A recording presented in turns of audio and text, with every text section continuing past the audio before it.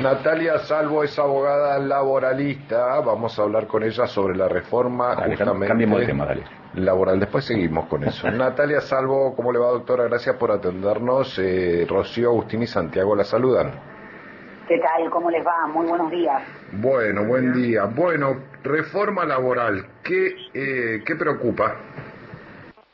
Bueno, la verdad que lo que preocupa es la destrucción de derechos, lisa y llana. No hay otra manera de decirlo. Más allá de que quienes somos o abogados laboralistas o dirigentes gremiales o son conocedores del derecho del trabajo, lo venimos pregonando hace mucho tiempo. Sí. Lo cierto es que ahora habría, si sale esta reforma laboral, una consolidación de lo que es la reforma laboral de hecho a través de la política económica. Y preocupa porque primero aumentan los famosos llamados costos laborales, o más que aumentar, lo que hace es desfinanciarse el sistema de la seguridad social, porque a partir de la reforma, aparentemente un 3% de las contribuciones patronales que van al sistema de la seguridad social, en vez de financiar las jubilaciones actuales, lo que harían es financiar los despidos de las grandes empresas, con este famoso fondo de asistencia laboral, es decir, habría una gran transferencia de recursos del trabajo al capital.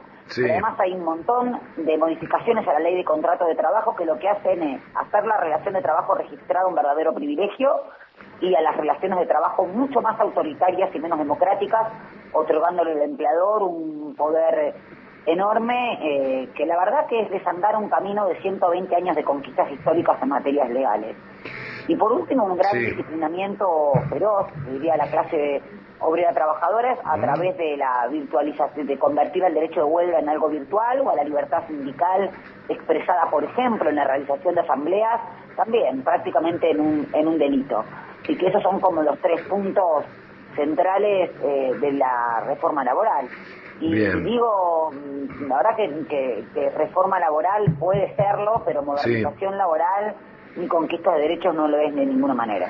A ver, un tema que estuvo muy en boga porque lo viralizó un video de Bullrich, tiene que ver con el banco de horas, de que uno puede trabajar más horas un día para no ir a trabajar otro. ¿Eso está mal? Por supuesto, y te digo porque primero, porque el banco de horas lo que hace es ser un lindo nombre para romper con las horas extras. Las horas extras son las que se realizan después de la jornada de trabajo legal. Y se pagan más, ¿no? ¿Cómo? Se pagan más. Se pagan más, por supuesto, según cuándo se realicen, un 50 o un 100%. Pero aquí lo importante es que la ley de jornada de trabajo, que es de 1929 y que establece 8 horas diarias, 48 semanales, establece una jornada de trabajo que es la más extensa de América Latina. A contramano de lo que está haciendo el mundo, que está reduciendo la jornada de trabajo, porque no es una pavada, una jornada de trabajo limitada, tiene que ver con la preservación de la salud del trabajador, que no es un instrumento, no es una máquina, y que necesita descanso de jornada en jornada, y que lo que necesita es, a través de la jornada de trabajo, también poder gozar de otros derechos como el derecho al ocio o el derecho al esparcimiento. El banco de horas lo que hace es que el empleador pueda disponer de un día para el otro cuánto trabajás, y que podés trabajar hasta 12 horas, y trabajando 12 horas no te van a pagar horas extras. Esto ya se implementó en los años 90 y no surtió ningún efecto. Digo no surtió ningún efecto porque fue una ley que se concedió en 1995, en teoría también para tener más trabajo y de calidad, y terminamos en el año 2001 con estas reformas legislativas con un 24,62% de desempleo.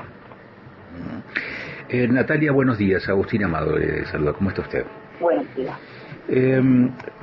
Con un mercado laboral en donde prácticamente la mitad de los trabajadores están en la informalidad, ¿por qué debería ser central esta preocupación sobre el despido, si lo que uno puede inferir que lo que se busca es la formalización de todos aquellos que están fuera del sistema del sistema de registración del trabajo? ¿Se entiende la pregunta? Sí, se entiende perfectamente. Primero, la economía informal tiene directo correlato con la informalidad laboral. La informalidad laboral, que hoy en día alcanza aproximadamente un 43% o a 3,5 millones de argentinos y argentinas, no se soluciona con leyes que tomen al trabajador y lo puedan despedir fácilmente sin ningún tipo de indemnización. Todo lo contrario. Esto tiene más que ver con una política económica y con una política de fiscalización por parte de la Autoridad Administrativa del Trabajo, es decir, los ministerios de Trabajo en particular provinciales o estatales, ¿sí? Sí. Eso por un lado. En realidad lo que se quiere es poner determinados objetivos declamativos. Queremos terminar con la informalidad laboral, queremos aumentar más empleo, pero esto históricamente se ha aplicado en la República Argentina, no solo que no produjo ese resultado, sino que produjo todo lo contrario. Y la misma Organización Internacional del Trabajo, evaluando en un informe de 102 países este tipo de reformas, ha constatado que en 100 países se produjo el resultado adverso. Entonces, esto de decir queremos registrar relaciones de trabajo y para eso hacemos modificaciones es mentira. Incluso hay un ejemplo muy próximo en Argentina, de un pasado muy próximo. Claro. Sí, Natalia, perdón, que interrumpo. También es cierto que una reformulación de las normas laborales podría ir en un sentido o en otro. Uno interpreta que, tratándose de un gobierno liberal, lo que va a plantear es una reforma con un criterio de esas características, un criterio liberal. Esto querrá decir probablemente liberalizar algunas cuestiones o algunos aspectos de la normativa. Tornarlas más autoritarias las relaciones laborales. Por ejemplo, ahora pregunto, Natalia, pero usted dijo, hay 3,5 millones de personas que están trabajando en la informalidad. ¿Cómo se hace para rescatar, para revalorizar una normativa que ha generado a lo largo de este tiempo 3,5 millones de personas que están en la informalidad? Es que no lo generó la normativa. Ahí está el punto. Creer que lo generó la normativa es creer en el pensamiento mágico que las leyes modifican realidades.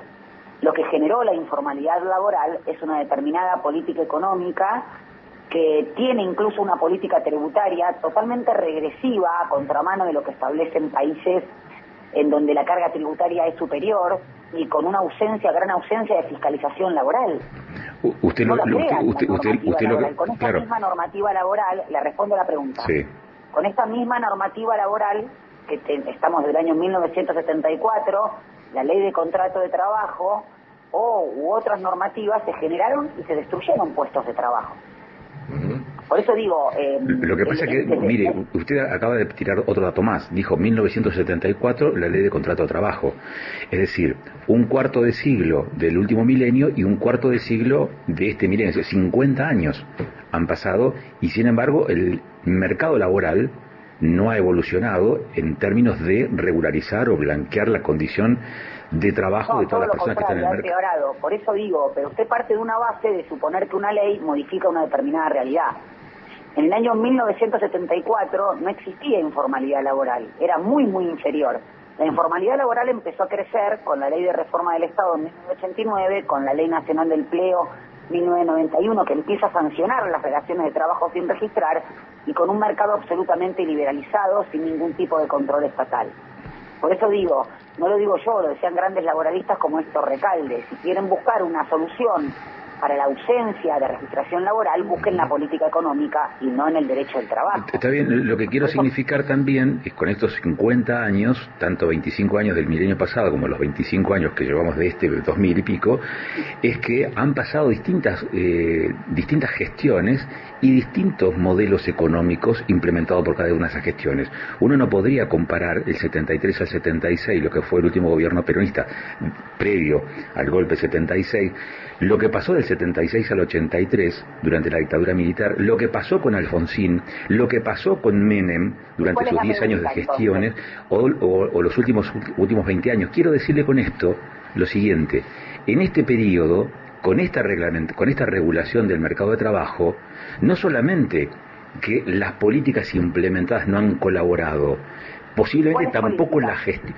Lo que le acabo de mencionar, no puede compararse la gestión del peronismo del 73 al 76 con la del 76 al 83, con la de Menem, con la de Alfonsín, con la de Kirchner, con la de Cristina, con la de Macri, con la de Milei. Es sostener que una ley modifica esa realidad y tiene que ver con una política económica. Entonces hay que evaluar cuáles son las políticas económicas que aumentan la no registración laboral.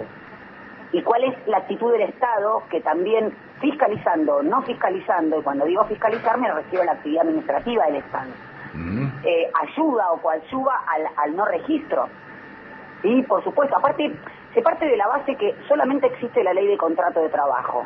Pasaron un montón de leyes posteriores que resultaron modificatorias y leyes que incluso implementaron en blanqueo facilidades para los blanqueos de registro de relaciones laborales, en todos los gobiernos. La última fue la ley de bases, que eliminó todas esas sanciones. Y de 3,5 millones de trabajadores se regularizaron 16.000. Entonces, evidentemente que con la ley no tiene absolutamente nada que ver, por lo menos para modificar una realidad determinada. Para ser productiva la charla, le hago una última pregunta breve, la pregunta y quizás la respuesta también. Si la norma no es el métier, no es el centro de la discusión, ¿cuáles fueron las políticas llevadas adelante que permitieron mejorar las condiciones de los trabajadores en la Argentina, entonces, en estos últimos 50 años? La política económica de protección de un mercado interno, que haga que haya empresas, que haya pymes, que son las que le dan el 80% del trabajo a los argentinos. ¿Perdón? ¿En qué periodo? ¿Qué gestión? ¿Cuál? En el gobierno, por ejemplo, de Néstor y Cristina Kirchner, se crearon 5 millones de puestos de trabajo así. Luego vino el gobierno de Mauricio Macri, el gobierno de Alberto Fernández continuó la depreciación en materia, por lo menos de poder adquisitivo, pero en el gobierno de Mauricio Macri se perdieron 25.000 pymes. Eso hace que quienes son proveedores de trabajo argentino no existan más, y por algo subió el desempleo de 5,6% a 10,1%. Por eso le digo, el resumen de la respuesta corta que usted está buscando tiene que ver con la política económica. Natalia, ¿se contemplan modificaciones para el Congreso Nacional o hasta quizá un avance en materia judicial para esta reforma? Perdón, se me cortó, discúlpame. Si se contemplan modificaciones en el Congreso Nacional o qué evidencias vos, o si podemos hablar hasta avances de parte de la justicia con esta reforma. Si caracteriza el proyecto de reforma laboral que entró por el Senado, se contemplan modificaciones a la ley de contrato de trabajo, a la ley de convenios colectivos, a la ley de asociaciones sindicales, y en relación a la Justicia Nacional del Trabajo también hay un artículo 90 que dispone que ya la transferencia de la Justicia Nacional del Trabajo a la que es la justicia de la Ciudad de Buenos Aires sería casi un hecho. Después las declaraciones eventuales de inconstitucionalidad de la normativa van a surgir como surgieron hasta la actualidad. Bien. Natalia Salvo, ha sido usted muy gentil, le agradecemos mucho su tiempo, en serio, gracias por habernos atendido. No, por favor, gracias a usted. Gracias. Natalia Salvo, abogada laboral.